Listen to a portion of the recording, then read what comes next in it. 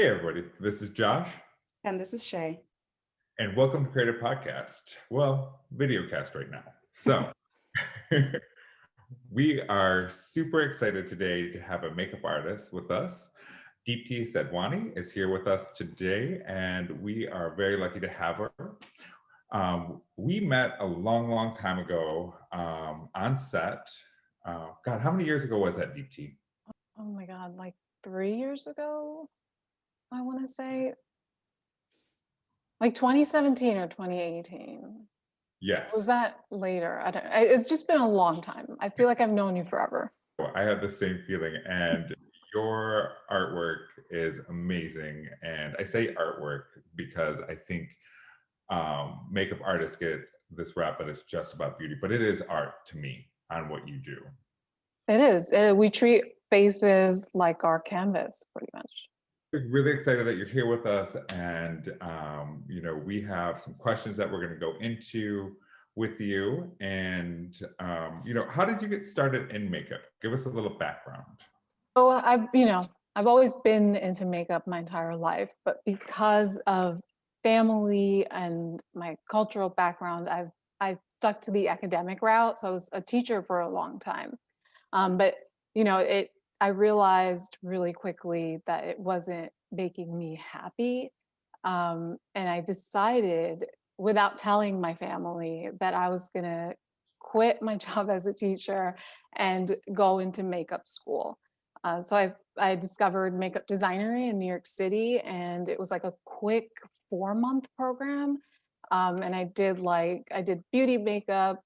They taught a little bit of hair, and they did special effects makeup. And it was so quick. I got a certificate, and the reason I went into makeup designery is because they have like a career job board thing where they set you up with people looking for people who just came out of school. So it's usually like non-paid work, assistant work, just to get your foot in the door. For people like me who, I didn't have resources, I didn't have access to that world. So makeup designery kind of helped me give me that push that I needed. That's pretty cool because I think it's a big misconception that people think when you go to makeup school, you just learn how to do makeup. So it's interesting that you said you did like for movie sets and, like costume type. What's the term for Special it? effects. Special effects. Yeah, because you had an option to do it. I did it because I didn't know exactly where I was going to go after I left makeup school, because this was such a last minute decision that I just quit and started. So I was like, let me just do everything and then see what happens when I start, because you never know what job opportunities you may get. And even sometimes with editorial makeup, they may want to do special effects. So it's just good to know these things. And then when the hair course, it wasn't, it wasn't enough that we needed for the industry, but sometimes you'll have production and creative directors who are on low budgets and they need you to do some kind of hair. So it's always good to, try everything, and because you never know what you'll need when you get out there. But I think that's a great way to look at it, Deepti, is because like when you're well-rounded, you're going to feel comfortable on every set. Yeah, yeah. Like, yeah, I can help you out there because on set it is so tight on budgets most of the time. It was great where we met because that was a large scale production. Yeah, yeah. That was, money wasn't an object there. So, but your work it speaks for itself. You have a treat for us today, right? You're gonna do a tutorial. I'm going to show you guys how I've been wearing my makeup recently under a mask. And, with the pandemic and all, we're going to be wearing masks for a long time. So it's time to switch up our routine a little bit. And now with the summer coming up, we're going to be sweating it out. I want to show you guys how I'm preparing for that time. And I'm going to show you how I layer my products with setting sprays and cream and powder products to kind of make it last throughout the day.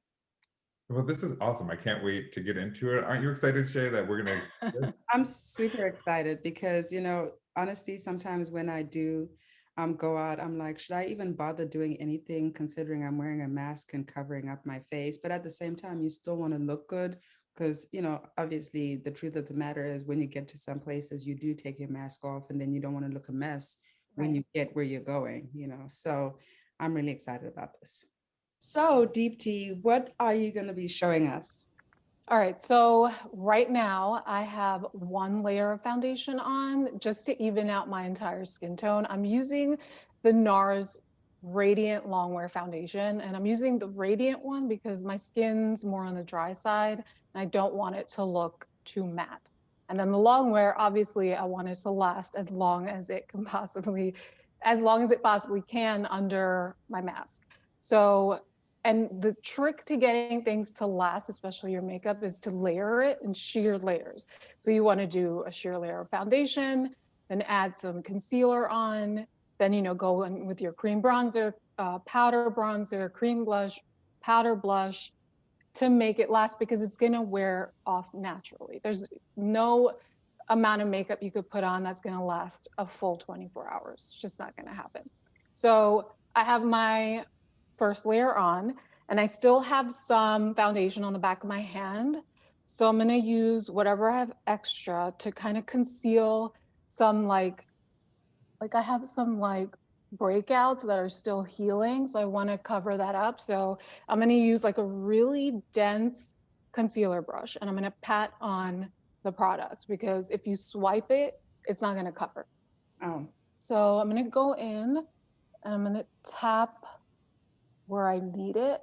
And I'm going to tap it on until the product dries. So because this foundation is self-setting, so you don't always have to set it with powder, especially if you have dry skin like I do. Remember, I asked a question about skin types. Like, Yeah. how do you find out what skin type you have? I'm a guy, I don't, well, of course, but I don't really use that much makeup. So I'm just trying to think, like, how do you find out your skin type? that much? So do you use makeup, Josh? I use a little bit here and there when I've been on shoots, but no, not day-to-day Every life. day. Yeah. I think if you can make it to an esthetician or a dermatologist, I would definitely recommend going to one because self-diagnosing is probably not a good idea because it could take you into like these circles where you try something, it's not going to work, try another thing, it's not going to work, and then you get frustrated and you're like nothing works and your skin suffers from it. You want to be extra sensitive with your face, the skin on your face, because it's thinner than the skin on your body. So you want to, you want to try to go to an esthetician who can give you a proper diagnosis and also help you on a path to a great skincare routine. So you know how what do you call it? Like dabbing the makeup on, like, is that the same thing with foundation? Or because with my foundation, I just kind of like spread it with like a pad type thing. Is that the wrong way to apply it? No, it depends on your skin type and what you want to cover on your skin. So for me, since I have blemishes, I want to make sure I have coverage in that spot. So like you were swiping it on with a sponge or like even like a beauty blender, swiping it on will give you a sheer layer of coverage. But if you want to really build it up and have full coverage, you want to, use a brush that's also dense, kind of like the concealer brush, and you want to like press it in areas you need more coverage. But because I don't like this is going to cover a large area of your face, I want much smaller, precise applications. I'm going to go in with a smaller brush and then That's just cover where I need it. that really helps because around my eyes, I found that it's darker around my eyes. So I would probably need that brush. Like, yeah, it seems like Well, it's not always more product. You may need a different kind of product, like something that brightens under your eyes or color corrects. And if you don't have time to do like color correcting, because some color correcting products can be a little finicky, like you have to work with it longer. Mhm. I go in with two types of concealer, which I'll just do right now. So this is the tone of my skin. It's not a brightening concealer. It's just the same as the rest of my skin. And I'm just gonna really not that much and just put it under my eyes. to conceal. And then I like going in with a beauty blender because it gives a more sheer layer. Like I don't want it to look cakey under my eyes because we're moving our faces a lot and we're making, you know, we're smiling, we're talking. It's naturally gonna crease. So you don't want a whole bunch of foundation collecting under there or concealer. So This is what I think the art is in makeup. I mm. think the art of makeup is doing this layering effect and these color combinations. And it's beautiful to watch you do this, by the way.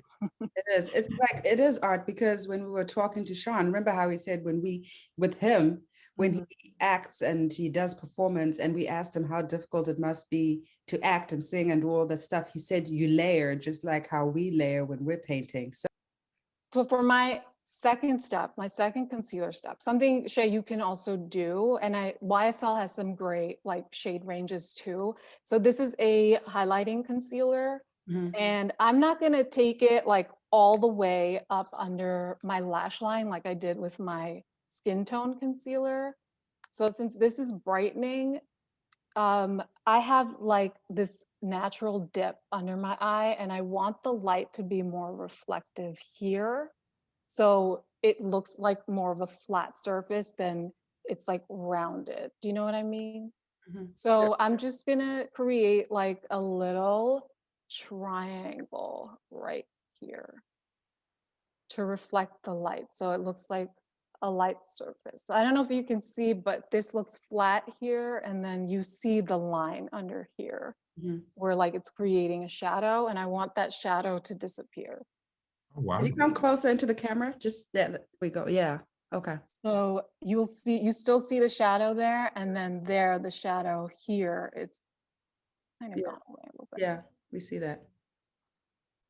This is And art. Like it really is art. Like the shadows, the highlights, and all that stuff. yeah, and I think people just need to get used to the idea that you need less than you think you do, and Mhm. to use less, because you can always add more later on. You don't always need to pile stuff on, especially if you want it to last under mask, because that little area, we're creating its own little climate. So you're breathing into it. It's already hot under there. You're adding moisture, and stuff is going to move like combined with your natural oils in your skin. It's going to move around, and you don't want your, you know, your pores to get clogged. So you want to do as sheer layer as possible. So my foundation like covered most of the redness around my nose that I have and some of the discoloration around my mouth. So I don't need to go in with more concealer because I'm going to have that mask on top there. Okay. And for those listening and watching, when you say sheer, you mean a light. Very light layers, like the lightest hand you can possibly have. So what you normally use half of that. Start with that, Okay. and then build on that. Okay. I didn't really think about it, but you're right. When we have a mask on, you're literally breathing, you're making it more, our breath has moisture in it. So you're Mhm. making moisture around your whole face that you're wearing it. So Yeah, you can add more blemishes. So it makes sense not to put as much. yeah. All right. So after this step, I like to use a setting spray, and you can use anything that, you know, there's so many on the market. You want to use one that's catered to your skin type. So I'm using the Milk makeup one, and it's a setting spray and it's a refresh spray. So it's also hydrating, and my skin's dry. So I don't want the matte look. I want a dewy, fresh look for the entire day. Um, I know Urban Decay they make other setting sprays that are really good, and they have a mattifying one. So it's for people with oily skin types who want the matte look. So there So, are a lot of options out there. so what's the difference between the matte look and the what's the non-matte look called? I guess if there's a name for it. A dewy, I would call it dewy. Like you could still see shiny parts of my skin. I like that. Mhm. And so I don't really like to mattify too much of it. So I will, I am ready to set, I'll set around my nose, because if I do get warm and I start sweating, this shiny part that looks nice now, it's going to look oily and greasy later. So I want to mattify this area. And I do have something that I carry around with me. You could make your own kits, but I saw this and I was like, oh, it makes it easy, my life easier. It's the Rare Beauty, like they came out with this little kit where it comes with like a sponge and blotting papers. So if you need to touch up, you don't have to use your fingers because now, you know, you're sanitizing all the time. Before, I used to just kind of blend under my eyes if it creased or around my nose or whatever. Mhm. But with this, like, I don't have to touch my skin. I could just like blot where I need it and then just kind of use this sponge to like fix whatever areas I need and then wash it when you're done with it. And also, you reapply your sunscreen too, because you have to reapply your sunscreen every 2 hours, just so you know. I always thought it was protected once I put the sunscreen on. I'm good to go. No? No, you have to reapply. And you know, you can reapply your cream SPF with that, or you buy an SPF mist that you can carry in your purse or your bag. So let me mix this up. And then you want to spray it. Like, you don't want to get your face too wet, obviously, because it's going to start messing with the foundation. So just get it, you know. And then if you're, you know, you want to wait until it's dry to put another layer. Okay. And sometimes we don't have time. So I'm just going to What about guy makeup? How, like, I mean, I get blemishes too, but I don't ever feel comfortable going to a makeup store and like getting makeup for myself because I don't even know where to start. So for guys out there, like, let's say, I mean, I don't think makeup's just for women either. I think guys could use it too. So I don't know if there's, you know, recommendations that you would say for guys. Well, you know, you're right in that, you know, you get blemishes too. You have issues with your skin too. We all do. And I think a lot of men don't feel like it's for them, because I think the idea about men's skin is that they can use whatever on their face and their face is going to be just fine. But it doesn't work that way. Men also have different skin types. They're oily, they're dry, combination, you know, they get eczema, they get dry patches, they have hormonal breakouts, and it happens for them too. And I would say, you know, to maybe find a friend who's into makeup and who could help you who could guide you through that process, because maybe your guy friends are not into it yet. And maybe you could be the one to introduce it to them. Just find someone who can help you if you're not comfortable going into a store by yourself. And you don't have to do like this 10-step skincare system that a lot of us already have. You could start with a great cleanser, toner, moisturizer, SPF, or even just cleanser, moisturizer, SPF. The three most important things for every skin on men, women.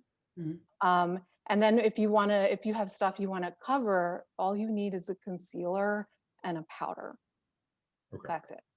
So that I guess most guys would probably ask after that, like, will the concealer show? Like, I'm sure they don't want people to know that they've got makeup on. So is that the type of concealer you get, or how you apply it, or?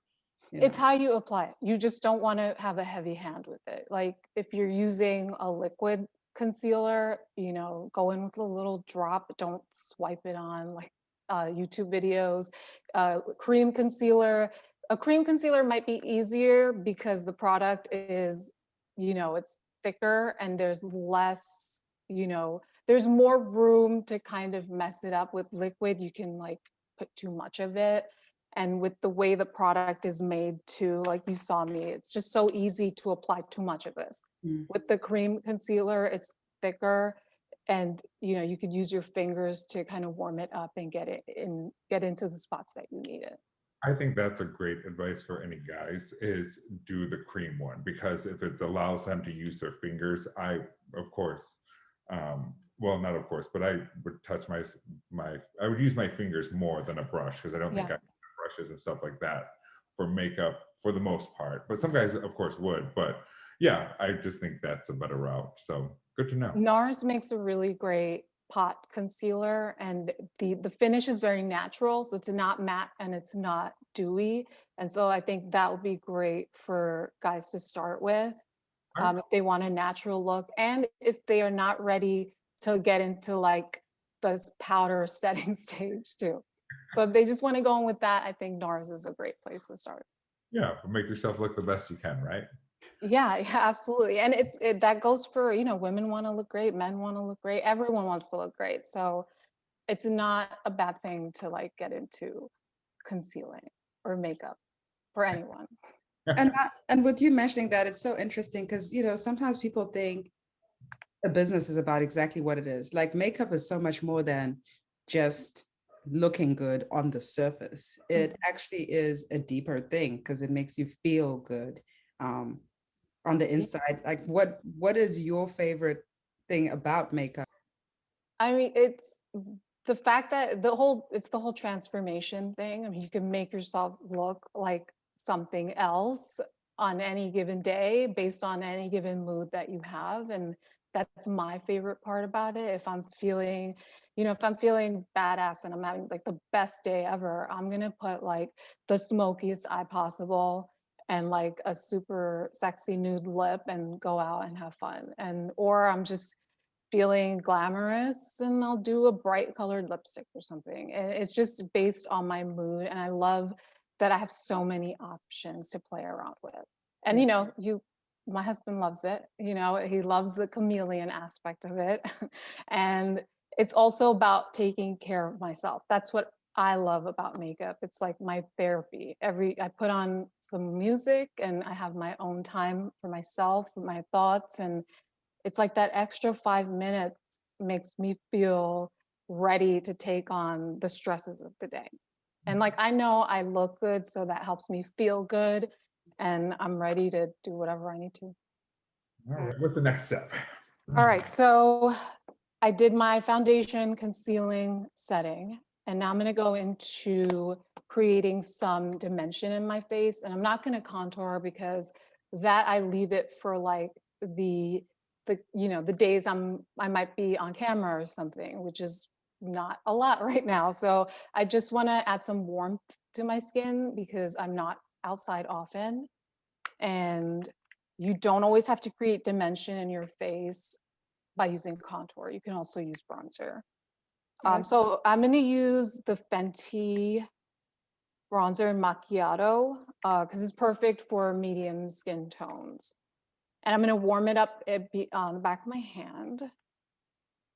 And I like to do that because going straight from this to your face, you can add too much product. So I take some off the pan and I mix it up on my hand so that I warm it up so it's able to move on my skin. And then also it's like a sheer layer and I don't have like this whole blob of brown. That's interesting because I never knew why makeup artists did that. I was like, what's this whole thing on the hand? I just thought it was like a makeup artist thing, but It's to warm it up, and then it's also to make sure you're not putting too much at one given moment. And I know people feel like they might be wasting product, but there's a lot of product in these pans, so you don't have to be worried about that. So I'll start right under my cheekbone, not like right where I'm about to contour, but I'm not going like downwards. I'm gonna go straight up and blend it onto my cheekbones and my cheeks. So what does that do? That highlights your cheek or gives you definition? It gives you dimension and it warms up your cheek, like almost like I've been out in the sun, but not really. Okay. And so I'll start in the back because that's where you want the most product, and then you blend towards the center of your face. Wow, And then I'll just, that looks great. Yeah, it does. You look so fresh. Yeah, it does. and this is, that's what you want for your everyday kind of look. And then let's go to my next. So how long does it take you on average, like to do like you're about to get out and your daily thing? Is it half an hour? If 30 I'm in a rush, like usually 30 minutes is like my thing. But if I mean, I can go on for hours if I'm really in the mood of right. doing makeup, and I'll go really slow. I'll put on my favorite tracks and I'll like dance around, whatever. I mean, that's not the question, but like I'll do, if I'm like in a rush, like I will only go in with concealer where I need it, which is under my eyes, around my mouth, and like the little spots that I might have. And powder, bronzer, mascara, out the door. Okay. That's like those are like the few products that I need to do a everyday face. Okay. That's good to know. Now on set, you should see how fast she is. When she's working on other people, she is probably one of the fastest makeup artists I've ever worked with. Wow. Oh Like my she's God. good, but That's she does it well, and she'll ask for a couple more minutes because we're always pressured for time. But she is so the quickest I've ever worked with, and the best at this natural beauty look. When Yeah. we were doing a beach shoot together, and she literally had the most stunning natural looks that I've ever seen. And what I mean natural is that it looks clean and fresh, and it's an art not to look like you don't have any makeup on, but still Right. it really is an art to have that professionalism where you can get in front of a photographer and they don't have a lot of, they get makeup artists for certain reasons, so they don't have a ton of touch up at the end when you do a shoot. So, and you're just amazing at it. You really are, Deepti. Thank you. I'm so happy to hear that, because it didn't start like that from day one. It took a lot of work and practice to get to where I am, but I'm so happy to hear that all that work paid off. Okay, so what's the next step? Because you look Okay. great right now. I mean, to me, I mean, you look Yeah. perfect. Looks, yeah, done. Yeah. Thank you. But of course it's me, so I'm gonna have like a million more steps. Okay. But if you don't have the time to do it, you can stop at the bronzer, or you can stop at a cream blush or a powder blush and call it a day, and then spray your face with a setting spray and, get on with it. But the way I do it, I go in after my powder bronzer. I'm going to go in with either so I usually go in with like a regular whatever powder bronzer, but today I'm going to go in with Hourglass, like their ambient lighting powders, because I do want, I've been stuck indoors for so long. I want that luminosity you get from like a really nice suntan. So I'm going to go in with Hourglass Radiant Light. It's kind of broken, but for me, this is like a bronzer shade, and Shay, for you, it would be like a really great setting powder, because these can be used as both. It can be used to add color to your face or set your face, like set your concealer and foundation. That everywhere? You can do it everywhere. I'm going to do it everywhere actually today. So I'm going to use it to set my bronzer to give me a more radiant, dewy, fresh kind of look. Because I really, for my dry skin, any sort of matte product is just gonna like suck the life out of my skin. So I like to go in with any radiant, luminous product. So Oh, that looks gorgeous. Yeah. You're doing this because wearing the mask, so this is for long-lasting makeup use. Correct? yeah, so it does two things for me. It gives me the luminosity I want, and it also will set my bronzer so that it lasts longer. Mm. So I'll put this on my cheekbones where I want, like, where the sun would hit me, a little bit on my nose. And, I would put some on my forehead, but my bangs are covering it, so I don't need any product. And some on my chin too. And that's it. And then I would go, and then I'm gonna go in with a powder blush. This is my favorite, like everyday pink. It's the NARS Orgasm. Clearly I have a favorite brand here. I just like the name. I love the names on makeup. I think they're very creative. They're so much fun. They add to the whole, the ritual of doing your makeup. It is a ritual, isn't it? You don't really think about it that way, but it is. It's war paint to face the day, right? Yeah, pretty much. No, but you look gorgeous. I love, I never really took the time to like really watch. I love watching tutorials and stuff like this, but to really see how you layered this is Mhm. It still looks, I mean, we know I have makeup on, but it still looks kind of natural. Yeah, it does. And so now that I'm done with all of my face products, I'm gonna spray again to set all of the stuff that I put on top of my foundation and concealer. I'll do the same thing.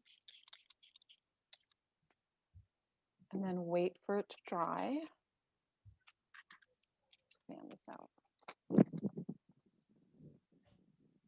And because I have bangs, like if you have hair in front of your face, you don't always have to put all this product under there. I barely have any foundation under there too. I just put like a little bit in the middle of my forehead and then blend upwards, just in case like my bangs fly up and anyone sees it. But otherwise, I don't try to put anything under there.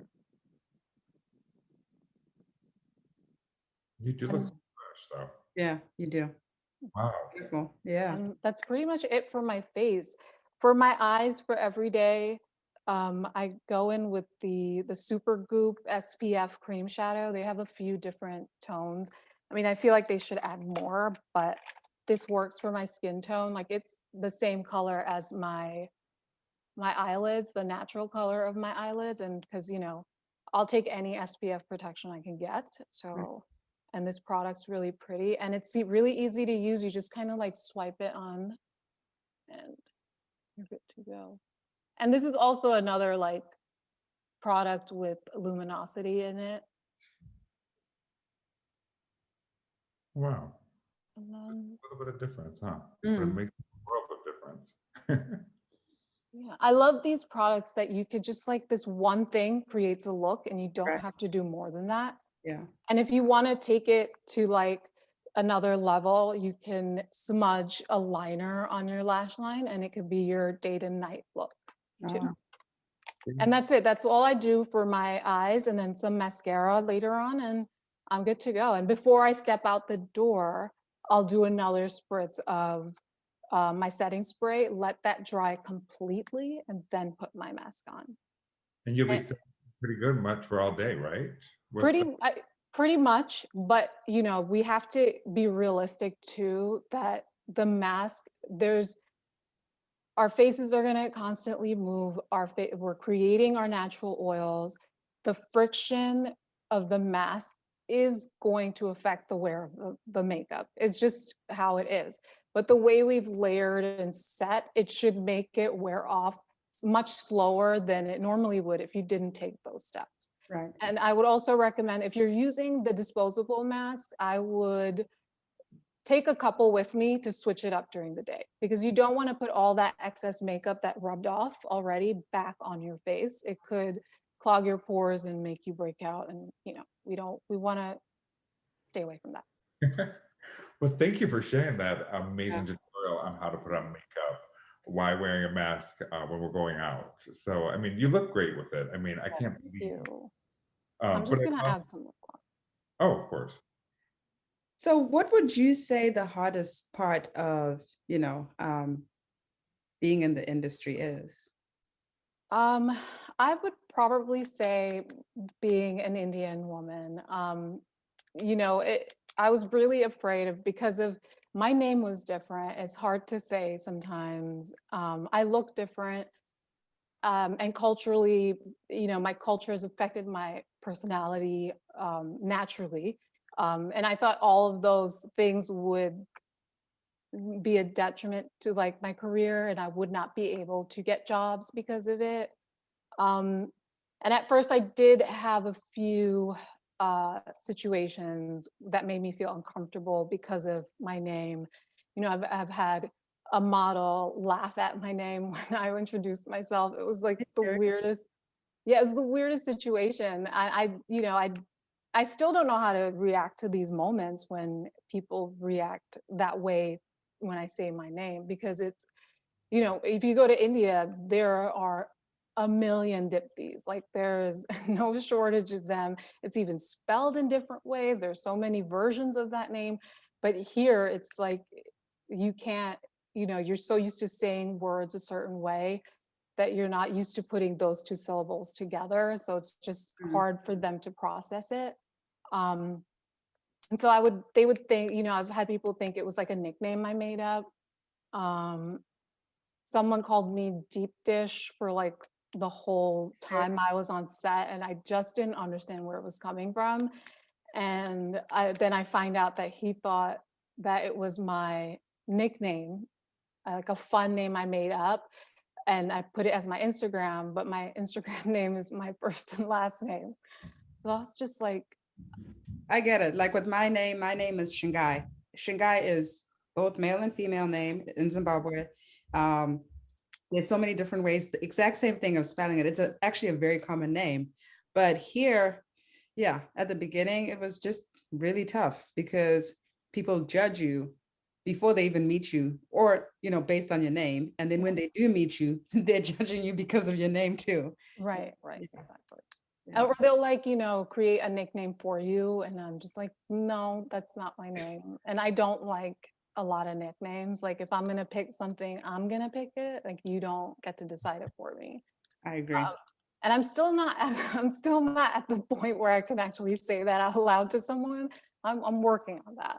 Yeah. It's like a slow progression. Yeah, I mean, it's got to be challenging being in your industry as a woman of color, for sure. Yeah. Yeah. It gets discouraging because you don't see people that look like you on set. And then when you do find that person that looks like you and that you could relate to, you both are like you guys like lock eyes and we're like, okay, we're gonna stick together on this. But then also I've gotten criticized for doing that on set. And I'm just like, but I really like her. And like, we were on the same level as far as the team goes. And, it would be great for us to network and kind of work together later on. And that's basically why we do it. You find someone you can relate to who looks like you so that you could build a network and you both can excel together, Yeah. Do you ever have challenges, for instance, where on set, let's say someone with lighter skin or darker skin looks at you as their makeup artist and is like, well, how would you know how to do my face? Because, I look different from you. My skin tone is different. Are you sure you know what you're doing? I mean, I haven't gotten in that specific context, but I've had certain situations where, people will assume that you just don't know what you're doing, or you're an assistant, or you're not a makeup artist. And that's most of what I've faced. And, a lot of women of color will also be suspicious, which is understandable because a lot of them bring their own makeup to set. So they're always worried. And I had a job recently where the model told me, I brought my own stuff just in case. But she let me do my thing, and then she told me that, and I was like happy that she was happy with whatever I did. So, it's a tough place to be in for models too, because they don't know if the makeup artist is sanitary, if they have the products they need, if they have a variation of products. Not everyone's dry skin like me. You need to be able to cater to everyone. So what advice would you give to somebody that's trying to get into your industry of makeup art and artistry? But just do it, don't waste time like I did. I spent a lot of time, should I do it? I'm afraid people aren't going to accept me.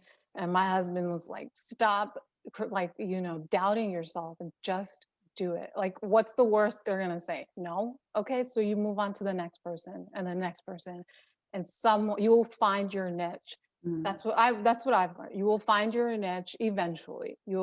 Rejection's going to happen. You got to mentally prepare for that and just start. Because with my situation, it's never too late. I started at like 32, and it's like the best decision I've ever made. In your case, very successful. You work with large brands. I mean, we worked on a large brand together. I mean, you're very well known in your industry. So that's wonderful, the career that you've made at such a point. And I love that you've taken that chance to try something new that you love and you're passionate about. I feel very lucky also to be here. I feel very lucky to have met you both too. It's not easy to meet people that you get along with so quickly Thank and like you've known them for decades. But I credit a lot of this success to, you know, to well, one is therapy. It's not easy to be in this industry. It's just not easy to be on the planet right now. So I think everyone would benefit from talking out their feelings and what's happening in their life. And of course, finding people that you get along with, finding people you relate to, no matter what anyone says to you about it, and building your network that way. Finding people who are like you. They don't have you. to be your skin tone, cultural background, whatever. Just people who you relate to, and developing those connections so that it lasts a long time. Like Josh, you and I, we've been able to maintain this relationship on Zoom during a pandemic. So But what you're saying though is like you have to build up that network of support. Yeah. People support you, don't knock you down. mhm. I think what you're trying, like what you're saying Yeah, is, that's exactly it. and it's like you have to have that support. And I always believe that if you have one person behind you, you can conquer the world. Mhm. So, and the more you get behind you, the better you'll be. Yeah, you just need that first yes to get you going. I agree. So, with that said, and you're talking about people like you, what does being a creator mean to you? Because essentially, I mean, we are all creators. What you're doing is creating for a living on a daily Mhm. basis. Yeah, I mean, I get to take these like crazy ideas that I have, these abstract thoughts that my husband and friends like to call it, and I get to make it a reality for someone, Mm. and I make it concrete by putting it on someone's face or putting it on my own face, and I give it my own personal, unique perspective. And no one's like me, and that's a great thing. And it took me a long time to get here, but I'm here, and I think everyone else needs to understand that too. It's that your perspective is unique and no one's going to think like you, and that is my huge advantage, and I love it. I love it. I love that I can do it every day. I can wake up and say I'm a creator, and I freaking love it. Where can people follow you? We will link to this, of course. Mhm. And there will be a full podcast, which is a more in-depth interview, which is just going to be on iTunes and Spotify that people can listen to a longer interview with you, Deepti. But how can people find you? So I'm really active on my Instagram. Deepti Sadhwani is where you'll find me, and I'm getting to TikTok, but you'll find out on Instagram when you follow me. And you can also check out my website, deeptisadhwanimakeup.com, and you can just keep up to date with my work.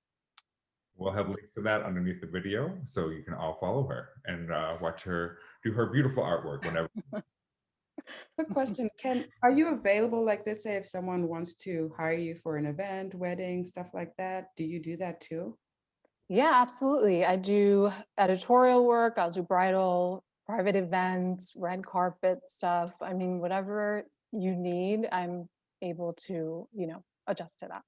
Thank you again so much, Deepti, for being on with us. And we love what you do. And we are going to keep up with you and follow up with you on all your stuff and all your new endeavors. So Amazing. Yeah. It's so good to be here. Thank you. Me, I'm a creator, thrillers to make it